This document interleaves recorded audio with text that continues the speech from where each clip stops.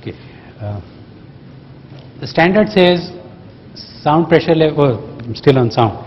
CO is through a NDIR instrument, non-dispersive infrared.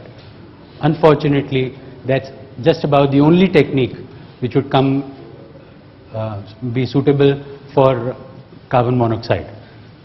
Now, all organic compounds have a fairly strong absorption spectra specific to the molecule and in the infrared band, and that's how the NDIR instruments have come about. Non-dispersive infrared, and it says that I think the wavelength is around 2.5 microns. This GFC is gas filter correlation, and this is again something to do with interferences. I think I have something here. I'll come back to that in a minute. Let's quickly first go to this. Okay. So a typical instrument would have an infrared source, a gas filter wheel. I'll just explain what this is for. You got a small chamber, we call it an optical bench in these instruments, where you bring in the gas airstream which has carbon monoxide. You've got an optical window here, a sapphire window actually, which allows infrared to come through, and then the attenuation of infrared because of the absorption by carbon monoxide, that is what is happening over here. And so the intensity of the infrared which is able to pass through the cell becomes a function of the carbon monoxide concentration, and your detector then is able to measure that intensity. This is a very simplified form of the instrument. First things, why that gas filter wheel? I think I have another slide which explains that a little. Yeah. Okay. So this explains to that for you in a little more detail. There's a lot of things which have been done in this instrument. One, I think those of you, this is again like Beer-Lambert's law. The path length is a factor, and to increase the sensitivity, I should have a good path length. But I am looking at a portable instrument. I want to carry it around. I don't want to just house it in a room. So that's why these mirrors that you're seeing here. So you do that reflection inside and increase the effective path length. So the instrument has a path length of 5 meters. It is actually an instrument of this size. So the path length has been increased by reflections. That's one thing that's done. And then this filter wheel, or gas filter correlation as they're calling it, what you're essentially trying to do is that there are other species which can absorb infrared, for example moisture. So hydrocarbons. So the wave bands tend to overlap for carbon monoxide and some of the hydrocarbons, or for that matter moisture. And so what one does is that, like we did in the ozone, you have something which eliminates whatever CO is going to absorb.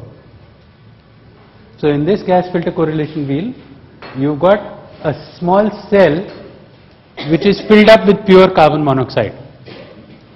You pass your infrared source through that. There's actually a reflector behind.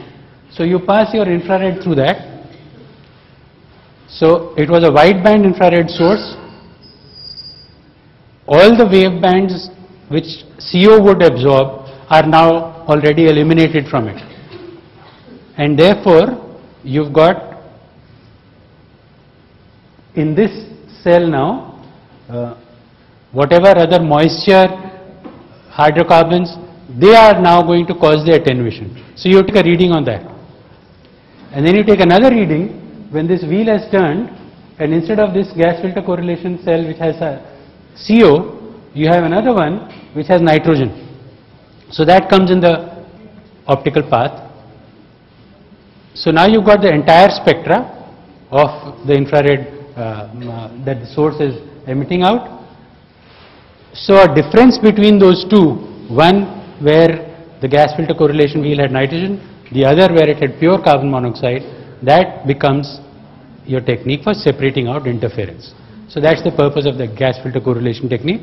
A very simple idea, but essentially it implies that number one, there is a motor which is all the time rotating inside a mechanical system, but it's a very effective technique.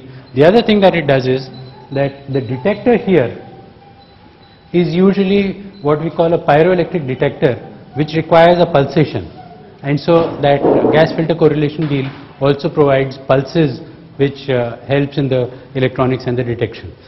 So as I've been asked not to spend too much time, and I don't think there's too much needed also here, suffice it to say that interferences are an important part of the measurement. Look at how your instrument is eliminating interferences. State of the art gas filter correlation is the accepted technique.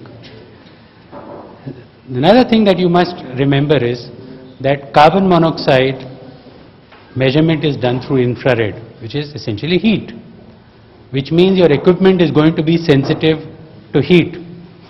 And so if you're trying to do it in the open outside or in a room which is not air conditioned, you could have drifts, you could have calibration shifts. So the equipment does require stabilized temperature. In fact, good instruments will have a temperature sensor mounted inside the equipment. If the chassis temperature drifts by a particular amount of degrees, it will stop the measurement, do a background check, re-stabilize itself, and then get back to the measurement.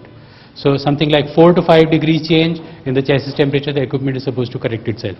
So because it is a heat sensitive instrument, so a little bit of conditioning in the room is probably required. I don't know whether air conditioning is a must. I think you might be able to get away with simple cooling, but at least try and maintain similar temperature ranges, otherwise we'll have problems in the carbon monoxide measurement. Yeah. Use for this instrument in the field, especially in the field. If you want to take it on a roadside like RDS, Yes. just forget it. Just forget it. You won't get anything. No reliable values. Because you will not be able to set it up suitably. You have to have a shelter for it. One more you were telling, Synerus, that one more. Serenus model. Yeah. Yeah, Serenus model basically similar. You can't treat it like a portable sound level meter or that sort of a thing that you go take a spot CO value. No, that's not the appropriate instrument. Any make is not just what Envirotech or Ecotech can give you. No. This kind of an instrument requires a shelter. Maybe it is a small shelter. There are possibilities where you want, we can just provide you a small rack which is air conditioned inside.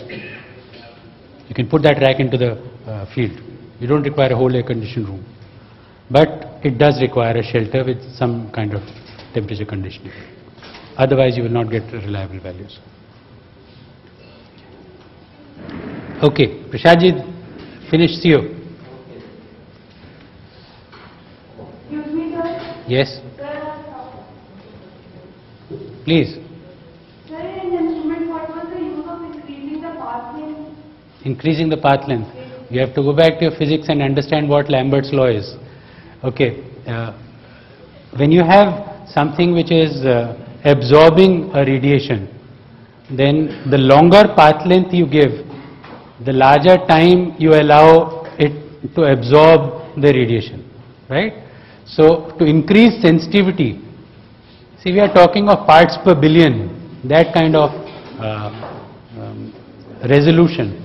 So to increase sensitivity, I need a long path length. That was the purpose of increasing the path length. It was to increase the sensitivity of detector. Increase the sensitivity of the instrument. Okay.